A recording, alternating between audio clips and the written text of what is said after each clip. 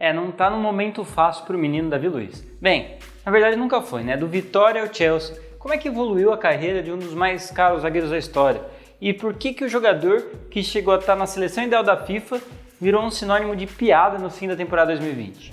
Olá, seja bem-vindo ao Futebol Brasil e hoje nós vamos falar sobre o que aconteceu com o Davi Luiz. Eu acho que temos que entender primeiro o estilo de jogo do que é o que não é capaz o brasileiro de 33 anos, né? O zagueiro que chegou a ser colocado de volante por várias vezes, ou líbero, atua mais frequentemente do lado esquerdo da defesa, mesmo ele sendo destro. Isso inclusive foi alvo de discussão na seleção de 2014, já que o Dante era canhoto e teoricamente fazia mais sentido que ele jogasse do lado esquerdo. Bem, isso eu deixo mais pra frente, né? Davi Luiz foi revelado no Vitória da Bahia com 18 anos de idade lá em 2005. Viveu junto com o time nordestino uma das piores fases da história do clube. Mesmo assim, conseguiu se destacar no fim de 2006 com a volta do clube à Série B do Campeonato Brasileiro. E assim chegou no Benfica em 2007. Ele estreou justamente contra o PSG e teve uma péssima estreia, mas conseguiu dar a volta por cima nos jogos que seguiram. Ainda não tinha titularidade, mas começava a chamar a atenção pela capacidade de sair com a bola no pé, um conceito de zagueiro que estava se tornando cada vez mais importante no futebol europeu. Era o momento que se acabava a era dos chutões e os zagueiros raiz se tornavam cada vez mais ultrapassados. Se tornou oficialmente titular do Benfica em 2009 e 2010, que foi justamente um ótimo momento do Benfica, né? Ganhou o Campeonato Português e a Taça da Liga. Ao lado do Ramires, eles despontavam como as grandes promessas do futebol brasileiro. Aqui Davi Luiz surgiu oficialmente no cenário do futebol mundial. Além de estar na seleção do ano do país, foi considerado o melhor jogador do campeonato português. E assim Real Madrid, Manchester United e Manchester City começaram a sondar o defensor. Davi Luiz no Benfica tinha bastante liberdade de jogar e sair com a bola dominada. E foi buscando a segurança na defesa, aliado a uma capacidade de jogar com a bola no pé, que ele chegou no Chelsea em 2011. Curiosamente, junto com o Ramires, né? Cara, no Chelsea ele encaixou como uma luva, jogando ao lado de Cahill, jogou no máximo seu potencial. Ele era parte importante da saída de bola, errava pouco e foi inclusive um dos melhores jogadores do Mundial de 2012. No Campeonato Mundial, o Cássio do Corinthians ganhou o prêmio de melhor jogador e o Davi Luiz a bola de prata da competição. Mesmo disputando a vaga com ídolos como Terry e Cahill, Davi Luiz sempre conseguiu se manter entre os titulares, principalmente nas competições mais importantes como Champions League e jogos decisivos da Premier League. Aqui, entre 2012 e 2014, foi o grande auge da sua carreira, né? Ele era apontado inclusive por John Terry como futuro capitão dos Blues e no fim de 2013, considerado um dos melhores zagueiros do mundo. Não é para menos que em maio de 2014 foi vendido ao PSG por uma cifra recorde, 55 milhões de euros, e se tornou o zagueiro mais caro da história do futebol, batendo Thiago Silva, que foi também para o PSG por valor recorde. Agora eu te pergunto, o que aconteceu com o Davi Luiz? Bem, essa venda já foi controversa, né? Por que um jogador que está tão bem é vendido se o Chelsea não estava precisando de dinheiro na época? O Mourinho declarou pouco tempo antes que achava o jogador muito irregular, e depois da negociação, o treinador português inclusive disse que os Blues estavam melhor sem um brasileiro. Logo depois disso, o maior baque na carreira do jogador, um mês após seu acerto com o Paris na Copa do Mundo do Brasil. 7 gols da Alemanha marcaram para sempre Davi Luiz e Dante na mente do torcedor. A imagem do zagueiro chorando e dizendo que apenas queria trazer alegria aos brasileiros ficou marcada na mente de todo mundo que assistiu aquele massacre, né? O primeiro ponto aqui é que o jogo, que termina em 7-1, não é culpa exclusiva de ninguém. É todo um esquema ultrapassado e uma série de vários fatores que levam a um resultado desse em uma partida. Não é só tecnicamente, como emocionalmente, né? É muito falado que esse jogo foi um ponto de mudança e que depois disso ele nunca mais foi o mesmo.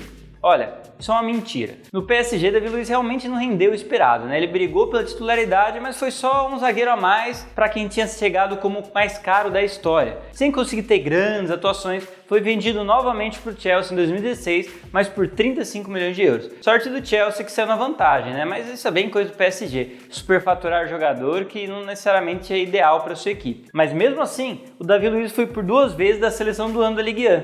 É que no fundo a gente sabe que qualquer zagueiro que tivesse no lugar dele também teria sido, né? Sem grandes atuações. Mas no Chelsea ele voltou a jogar bem. Para quem não lembra, logo no seu ano de retorno ele entrou para a seleção ideal da Premier League, lá em 2016-2017, ajudando os Blues na conquista de mais um campeonato inglês. O interessante é analisar aqui a mudança de posicionamento, também na mudança tática da equipe, né? Em 2014, lá ele atuava no Chelsea num 4-2-3-1 do Mourinho lá, jogando principalmente pela esquerda. Mas quando voltou aqui em 2016, ele voltou jogando num 3-4-3, jogando centralizado ao lado, na maioria das vezes, de Cahill e Azpilicueta. Jogando como líbero agora, aproveitando justamente as melhores características dele. Ou seja, ele mudou a maneira de jogar e continuou apresentando um bom futebol. Na Europa League da temporada 18-19, novamente títulos para os Blues e a volta do 4-3-3 e ainda um bom rendimento brasileiro. Ele foi inclusive selecionado para a seleção da competição, melhor zagueiro da Europa League daquele ano. Chegamos ao dia de hoje. E o que aconteceu com o Davi Luiz? Bem, primeiro a controversa mudança de time, né? Mas dessa vez não foi para um clube de outro país, e sim para o maior rival, os dois times do noroeste de Londres. O projeto de reestruturação dos Gunners como a parte importante na estrutura defensiva do clube inglês. Olha, é que ele não foi o suficiente. O Arsenal continua com uma péssima estruturação defensiva e isso fica bem claro para quem assiste qualquer um dos jogos, né? Mas de quem que é a culpa por esse péssimo momento da equipe? Apesar disso ser frequentemente jogado nas costas do Davi Luiz, não é dele. O início da temporada sob o comando de Unai Emery em um 4-3-3, mesmo com todos os problemas do time, Davi Luiz estava longe de ser o pior em campo. Mikel Arteta chegou com um novo estilo de jogo, a volta do esquema de 3 zagueiros e a volta do Davi Luiz como líbero. E aqui chegamos no dia de hoje exatamente. É lógico que tudo é opinião pessoal, mas vamos lá. Foram 2 jogos péssimos do brasileiro que criaram toda essa aura em cima do que está acontecendo. O primeiro é o jogo contra o Chelsea no começo do ano, lá em janeiro, e o jogo agora contra o Manchester City. Olha,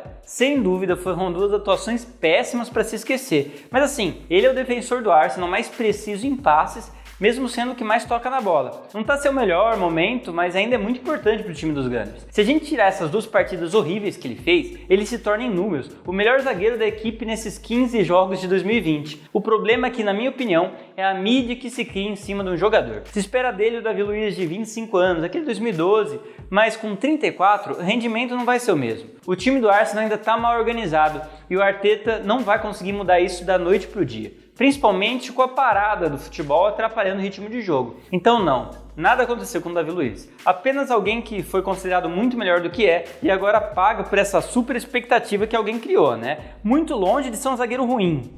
E você? O que você acha?